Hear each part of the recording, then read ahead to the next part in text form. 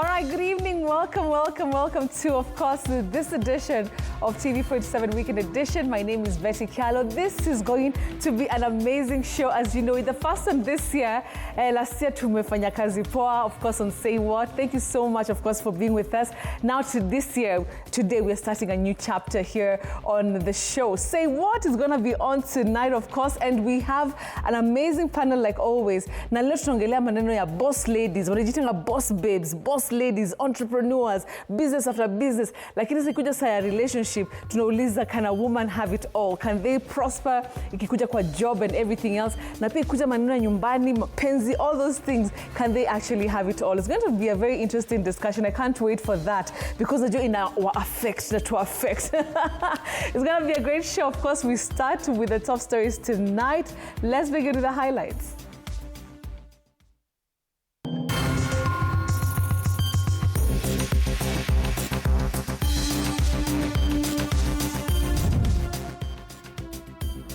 Six people have been evacuated to hospital following the collapse of a building under construction along Ngong Road. The United Democratic Alliance conducts party elections at over 12,000 polling centers across the country, aiming to strengthen its grassroots structures. Former Deputy President Rigathi Gachagua fires back at critics, accusing them of defending the current school placement system.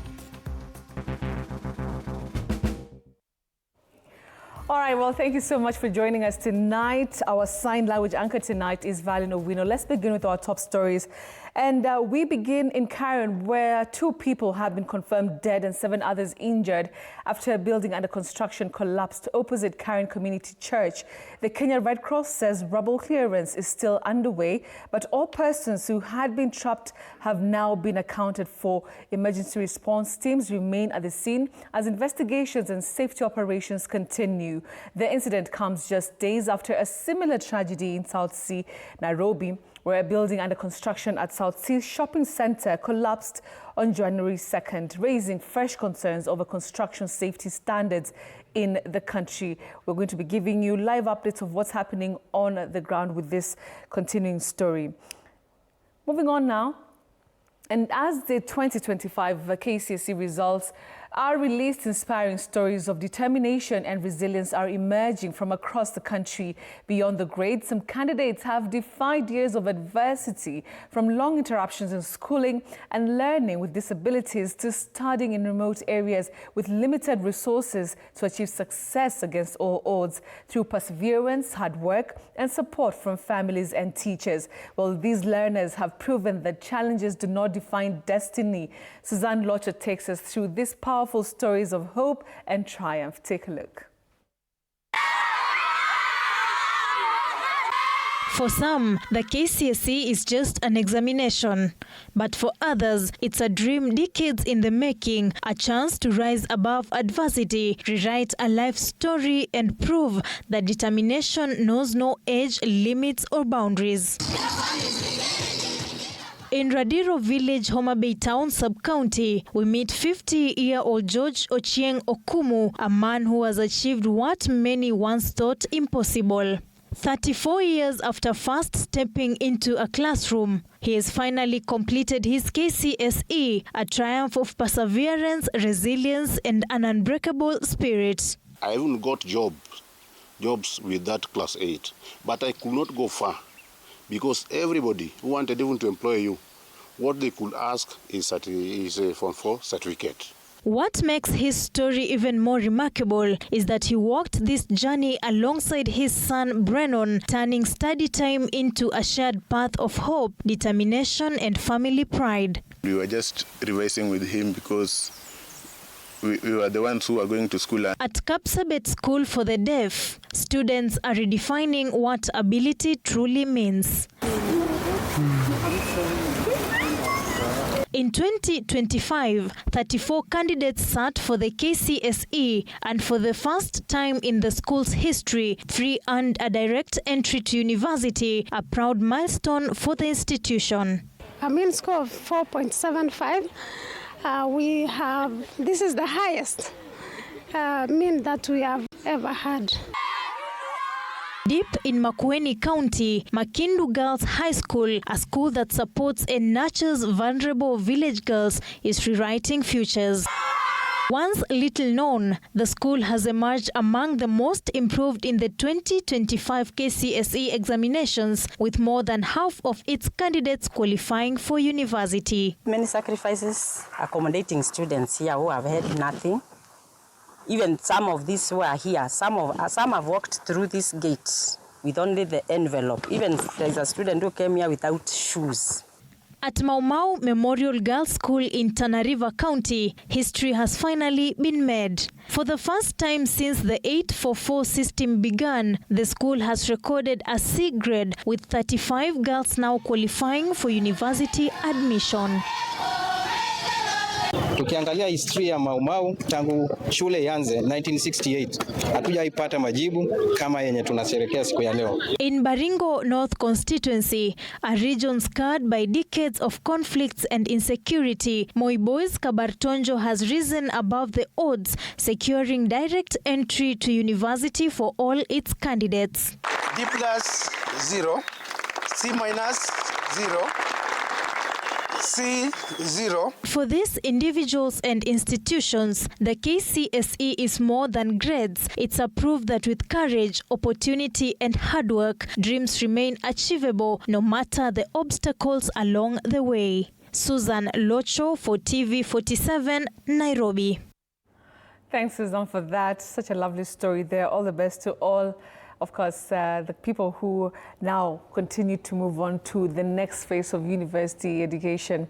Let's now move on. And former Deputy President Rigathi Gachagua has renewed his attacks on leaders from the northern eastern region, urging them to invest in educational institutions in their areas rather than criticizing him. Gachagua was responding to complaints by parents over alleged unfair placement of students in national schools. Speaking during the burial of the late Mzee Jonathan Kyallo Ngata in Machakos County, Gachagua defended his position, saying the education debate should focus on expanding opportunities for all learners.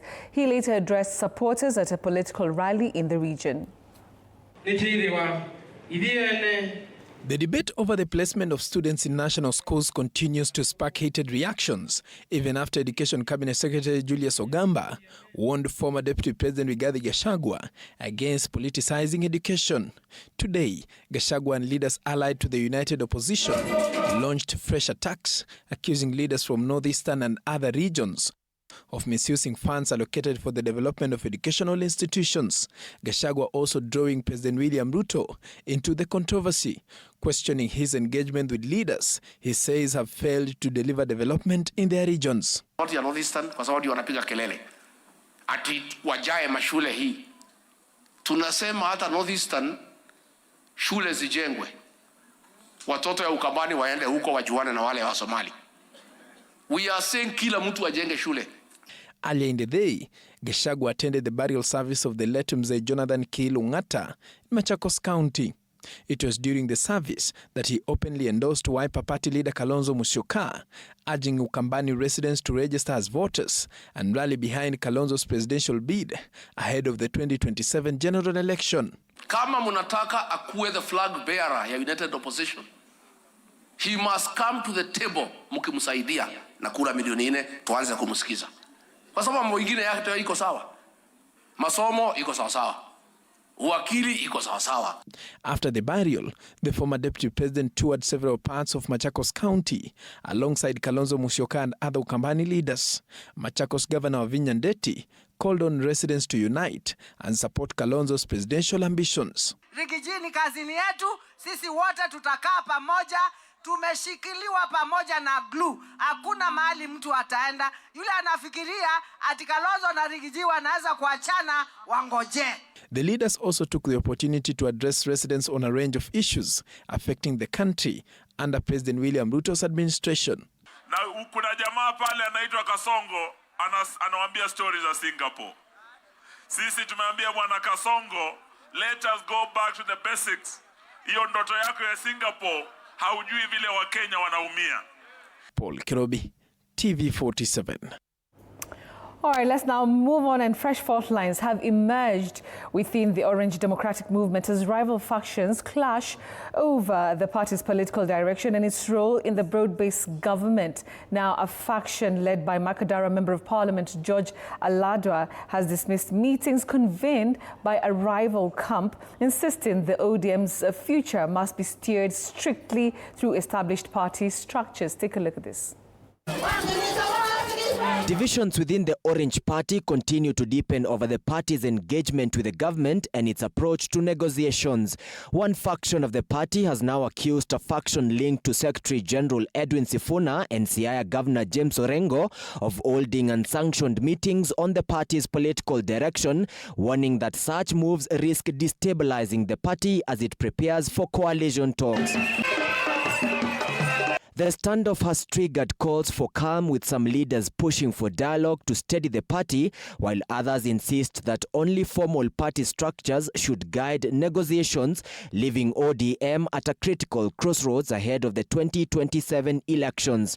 Aladwa and his allies are now calling on party chairperson Dr. Oburu Odinga to convene a national delegates convention to discipline members accused of undermining agreed party positions, particularly on the broad-based arrangement with UDA. Viongozi wamejiweka bandia, wanakutana kule na kule kuongea mambo ODM. Mambo ODM haitaongelezwa kwa hoteli. Mambo ODM inaenda kwa grassroots, watu waongee kwa mikutano. Hakuna kuongea kwa matanga na kuweka kwa tii, wanakutana si wapi kuongea mambo ile hakuna. Sisi tunasema Dr. Oburu Odinga ndiye atapena direction. Hakuna siku ODM ilikuwa na direction mbili.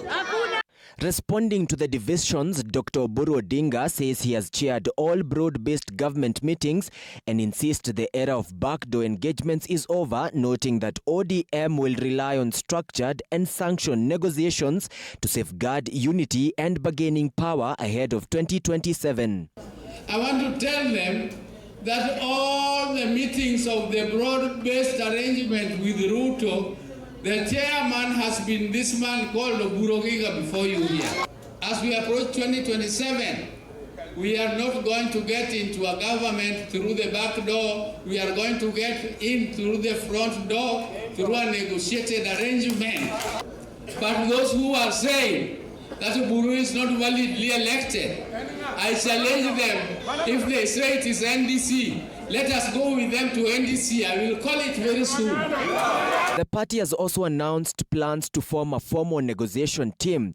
Energy Cabinet Secretary Opiyo Ndai has urged the invocation of Article 16 of the ODM Constitution to allow Dr. Oburu to lead talks and craft a pre-election coalition agreement. I want to request you, Dr. Oburu, to invoke Article 16, Sub-Article 1F of the ODM Constitution and embark on serious negotiations on behalf of ODM with President William Ruto as leader of UDA. This as President Ruto today held a meeting with members of the Siaya County Assembly. The president's press team saying the meeting focused on aligning national development programs with the county's priorities and identifying strategic investments to unlock Siaya's full development potential.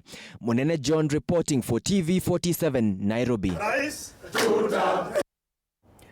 All right, now Kenya is set to make a major step in HIV prevention after the Ministry of Health, through the Pharmacy and Poisons Board, recommended the registration of lenacapavir, a long-acting HIV prevention drug. The medication, available as tablets and a twice-yearly injection, is being hailed as a game-changer in reducing new HIV infections. Elizabeth Atino reports on what this means for the country's HIV response.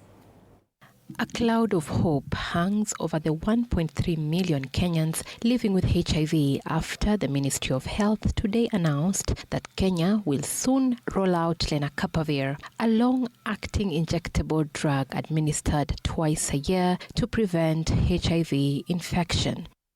In a statement sent to newsrooms, the Ministry of Health says this recommendation follows a comprehensive scientific assessment of the quality, safety, and efficacy of lenacapavir, conducted in line with Kenyan law and applicable international regulatory standards.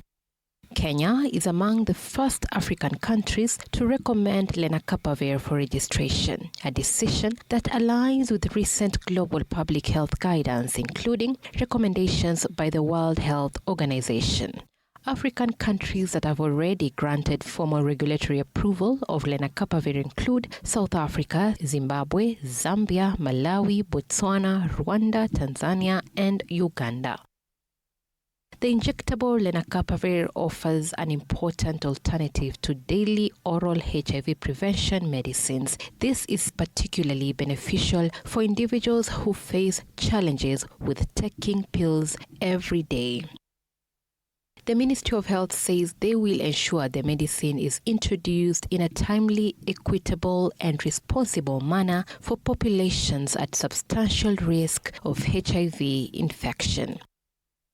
In September 2025, UNITAID and the Clinton Health Access Initiative CHAI signed a partnership aimed at reducing the price of injectable lenacapavir from 3.6 million Kenya shillings to 5,000 Kenya shillings per person per year in 120 low and middle income countries, including Kenya, by the year 2027. The generic versions will be available in low and middle income countries just 1 year after lenacapavir hits the market. For the first time, we have a real shot at moving from managing HIV/AIDS to actually ending it. We invested 50 million to shape and introduce the market together with CHAI. The lenacapavir prevention regimen also includes an initial oral dosage, 2 tablets on the day of the first injection, followed by 2 more tablets the next day to achieve effective drug levels quickly. As part of the global pricing agreement, the oral tablets will cost no more than 2,000 Kenya shillings per patient. Lenacapavir was originally developed by Gilead Sciences and has since demonstrated exceptional effectiveness in HIV prevention. It was approved by the World Health Organization in July 2025. Lenacapavir is truly a revolutionary shot, nearly 100% effective at preventing HIV infections. Kenya has been witnessing a sharp increase in HIV and AIDS cases, with more than 20,000 new HIV infections reported in 2025, a situation worsened by dwindling donor support. Experts warn that this trend could lead to 6 million additional HIV cases and more than 4 million additional deaths globally. Elizabeth Atieno, TV47, Nairobi. Thanks, Elizabeth, for that report. Now, moving on to matters tourism, and the tourism calendar in Baringo County is expected to change following an unusual shift in the migration pattern of millions of flamingos at Lake Bogoria. Now, the birds have remained at the lake beyond their normal season, a situation experts link to climate change. Sally Davide reports. Flamingos usually arrive at Lake Bogoria around mid-year before migrating to Lake Natron in Tanzania for their annual breeding season. This year, however, the birds arrived later than expected and have remained at the lake into the early months of the year, turning its alkaline waters a striking pink well beyond the traditional peak season. According to Lake Bogoria ornithologist Michael Kimeli, the delayed arrival and prolonged stays of the flamingos point to disrupted environmental cues, largely driven by changing climatic conditions. Bogoria is one of the residential areas where the flamingos are coming in large numbers due to its alkalinity. The lake itself hosts large numbers between July and around November, December. That is when they go back to Tanzania for breeding. Baringo County Governor Benjamin Cheboi says that despite rising water levels, the continued presence of the flamingos is encouraging and presents an opportunity to boost tourism in the region. Maybe you have not been to Lake Bogoria recently. The road network is being done. It's quite good. And I would like to urge our tourists from our traditional markets, whether it's China, whether it's Germany, whether it's America, that they are welcome to Baringo County. We have one of the prize gems in tourism, the Lake Bogoria National Reserve, which is the home of flamingos. Tourism Director Evans Kiptago says that the extended stay of the birds could reshape visitors' patterns, likening the spectacle to the world-famous wild-beast migration in the Masai Mara. As you've seen, we've gone to Lake Bogoria. The influx of a flamingo, which always migrate from Lake Natron in Tanzania. The phenomenon of migration equalize the migration of wildebeest in the Mara, because they come in numbers. It is estimated that the migration is about 2 million, 1.5 to 2 million migration. Currently, the scene is very good, and I want to urge the citizens of Kenya and all the tourists to come and see.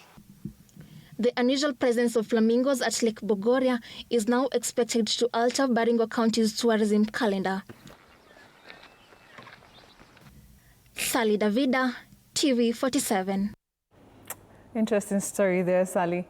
Now, at least 26 election observers from the Forum of Parliaments of Member States of the International Conference of the Great Lakes region have arrived in Uganda ahead of next week's general elections. Now, the high-level delegation is in the country at the invitation of the Ugandan government through the Electoral Commission, tasked with observing and assessing the conduct of the 2026 general elections. Electoral observation is widely regarded as a key pillar to strengthening democratic integrity and promoting free, fair and credible electoral processes. With polling day fast approaching, Uganda has begun receiving international observer missions, reflecting heightened regional and international interest in the electoral exercise. The ICGLR Parliamentary Forum team has a core mandate to monitor electoral preparations, voting procedures and the overall political environment before, during and after polling. The provisions in the protocol will guide our observations during the 2026 Uganda's general elections in accordance with the relevant international provisions. This mandate is also in line with the provisions with African Charter on Democracy, Elections and Governance, which entered into force on 15th February 2012, aimed at enhancing electoral processes in Africa, strengthening electoral institutions, and conducting of free, fair, credible, and transparent elections. During their 10-day mission, the observers will hold consultative meetings with key stakeholders, including the Electoral Commission, political parties, civil society organizations, faith-based groups and security agencies. The engagements aim to evaluate the country's readiness for the elections. In view of the above, the mission will undertake a number of activities, starting with a briefing and orientation of its observers, with key election stakeholders such as Electoral Commission, political parties, churches, faith-based organizations, civil service groups, to ascertain their perspective of preparation and preparedness of the country to hold the January 15th general elections. Addressing the media shortly after the arrival, members of the observation mission called for calm and restraint throughout the electoral period. They urged political actors, supporters and state institutions to shun violence and respect the rule of law, warning that peace is essential for credible election outcome. As a long-standing partner of the government, Parliament and people of the Republic of Uganda, the Forum of Parliaments appeals to all political parties and government institutions to avoid confrontations and violence at all costs. In the respect, the Forum encourages all electoral stakeholders to dialogue and work together to ensure that the Ugandan people can freely choose their future leaders in accordance with the Republican Constitution. The International Conference on the Great Lakes Region, ICGLR, has 12 core member states, including Angola, Burundi, the Central African Republic, Zimbabwe, Uganda, and Kenya, among others. Its main aim is to promote peace and stability in the region. Following the polls, the mission will issue a preliminary statement on its findings on January 17th and later release a comprehensive report. Saddam Mubale, TV47, Kampala.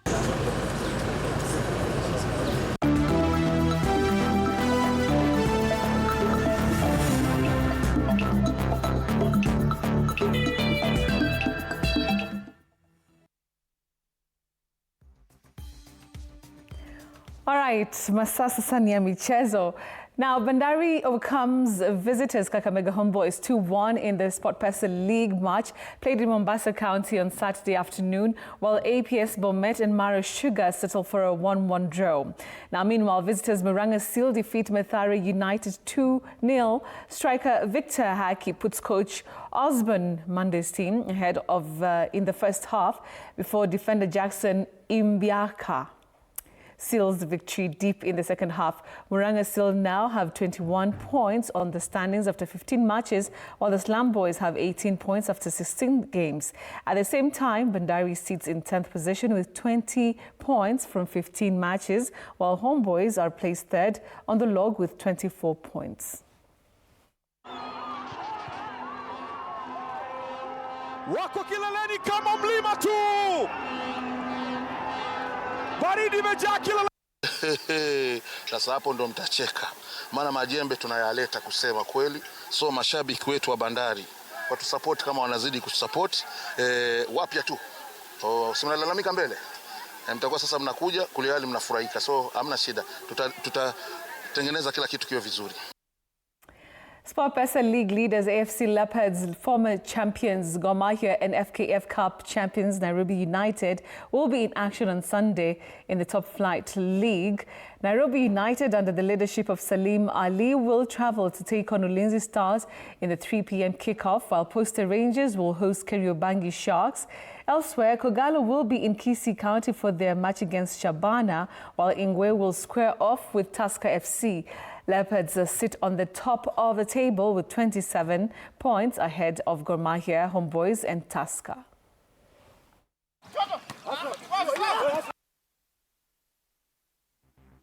We have a congestion fixture which we have to work on how we can approach them in terms of game bonus, in terms of game approach. And the most important thing is how we give the players a rest. Hii game ya Ulinzi na expect to win. Juu venye tuko sasa tumejiprepare vizuri na kuwaka wote tuko united. Ningeomba mashabiki wetu wote kutoka sehemu za Gor Mahia, Shabana wapate kufika katika uwanja huu kwa wingi. Hakutakuwa na off yoyote. We are going to have to put in place everything possible to ensure that we have a very peaceful game that all of us are going to enjoy. The number of seats are limited. So Gor Mahia fans, please arrive early, buy your ticket, take your seat. We've held several meetings, both in Nairobi and Kisii, to make sure that tomorrow's event will be very smooth. And we are in agreement that we are sportsmen. All right, now ZTEC Sparks, let me take that again. ZTEC Sparks FC secures an important win in the FKF Women's Premier League match played on Saturday afternoon. The home team thrashes visitors Kyallo Starlet FC 2-0 at ZTEC University grounds. Faith Muli opens the scoring after 14 minutes and seals the victory in the second half. In another fixture, Kibera Soccer women defeat Queens 2-0 at Marist University grounds in Karen. Nadhani inaleta a very good aura kwa team because mkianza na win then kila player ako motivated na ako ready to work, na inaonesha pia hawakulala during the break and things are moving on well, na ile gelling kwa team iko poa na wako effective kwa game. Hatuja lose hope. We won't give up. We'll keep on pushing them. We are not the first or the last team to lose a match or to lose matches, but we are trying to build something. We are also encouraging the girls to play because when football imekuwa ikilala sana kidogo, but now there's something good going on.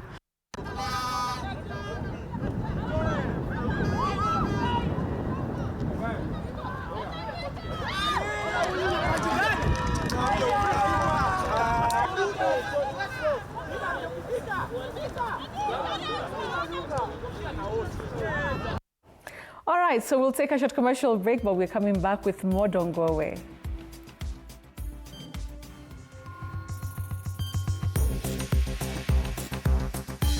Also coming up after the break. Female independence today goes beyond financial self-sufficiency. It's about emotional autonomy and having agency in relationships. Tonight, our panelists explore the evolving role of independence in modern love and what it means for both partners.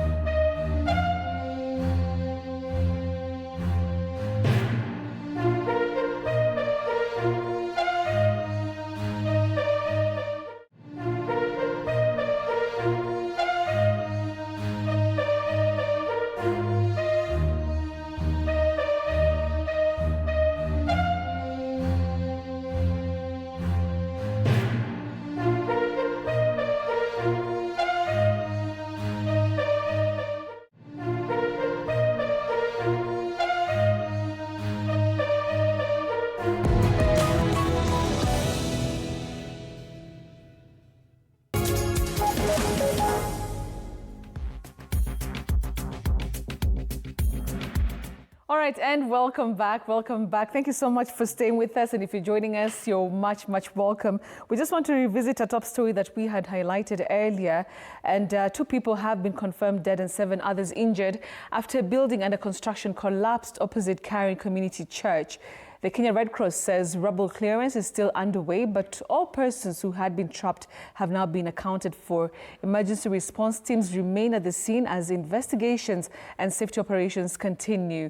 Now, the incident comes just days after a similar tragedy in South Sea, Nairobi, where a building under construction at South Sea Shopping Centre collapsed on January 2nd, raising fresh concerns over construction safety standards in the country. Well, we now have our reporter, Juliet Kimwe, who's at the scene and is joining us live. Juliet, good evening to you. Talk to us about what is currently happening on the ground.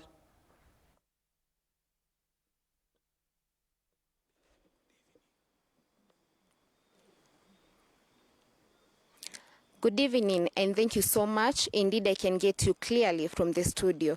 You're getting us live from Karen, where a building that was still under construction collapsed at around 5 p.m. this evening. So far, the building was still under construction. So far, 7 people are still in hospital as a result of the injuries they succumbed. 2 people died as a result of the building that fell on them. It was still under construction.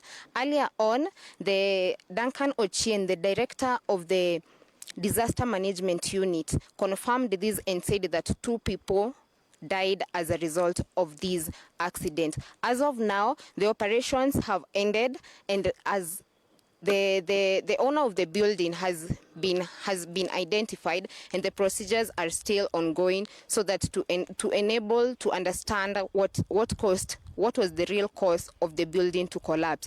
It was a single dwelling residential house that was being under construction.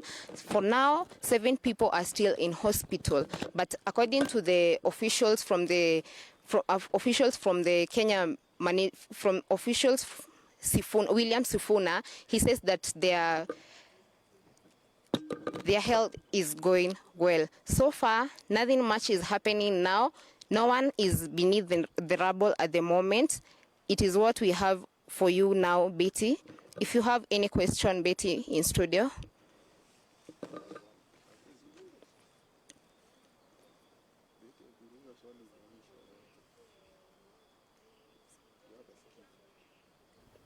All right, well, thank you very much, Juliet Kimwe, who's joining us live from the scene. Like I mentioned earlier, there is a construction that was ongoing in Karen, opposite the Karen Community Church, that actually there was tragedy today after it collapsed. 2 people were confirmed dead. And as you've heard from Juliet, 7 others are receiving treatment in hospital. All right, we'll keep an eye on that developing story for you. But for now, let's now switch gears to Say What.